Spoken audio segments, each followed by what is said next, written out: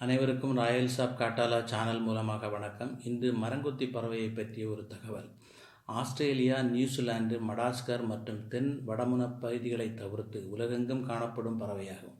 பெரும்பாலான சிற்றினங்கள் காடுகளிலும் மரங்கள் உள்ள பகுதிகளிலும் காணப்படுகின்றன. எனினும் சில இனங்கள் மரங்களற்ற பாறை பகுதிகளிலும் பாலை நிலங்களிலும் வாழ்கின்றன. மரங்கொத்திகளில் சுமார் 200 சிற்றினங்கள் உள்ளதாக கண்டறியப்பட்டுள்ளது. அவற்றில் ஏறத்தாழ 95% மரங்கொத்திகள் மரவாழ் பறவைகளாகும். மிகவும் கூர்மையான அலகுகளை கொண்ட இந்த பறவைகளுக்கு மரங்களிலும் வாழும் பூச்சிகளே முக்கிய உணவு. இந்த பறவையின் நாக்கு நீளமாகவும் பசைத்தன்மை கொண்டிருப்பதாலும் தன் அலகு செல்ல முடியாத மரப்பொந்துகளில் தன் நாக்கை நீட்டி அங்குள்ள பூச்சிகளை பிடித்து உண்ணும். பூச்சிகள் தவிர பழங்கள், பருப்புகள், பூவில் இருக்கும் தேன் ஆகியவையும் இவை விரும்பி உண்ணும்.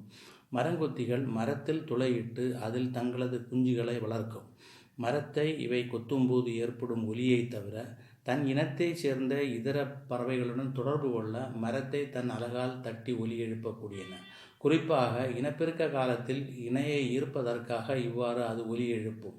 இவற்றால் ஒரு நாளைக்கு 8,000 முதல் 12,000 முறை வரை மரத்தை தன் அலகால் தட்டி ஒலி எழுப்ப முடியும். மரங்கொத்தி என்னும் விளையாட்டு தமிழ்நாட்டு சிறுவர் சிறுமியர்களால் தோப்புகளில் விளையாடப்படுகிறது. இக்குறுந்தகவல் பிடித்திருந்தால் லைக் பண்ணுங்கள், சப்ஸ்கிரைப் பண்ணுங்கள், ஷேர் பண்ணுங்கள். நன்றி. பை.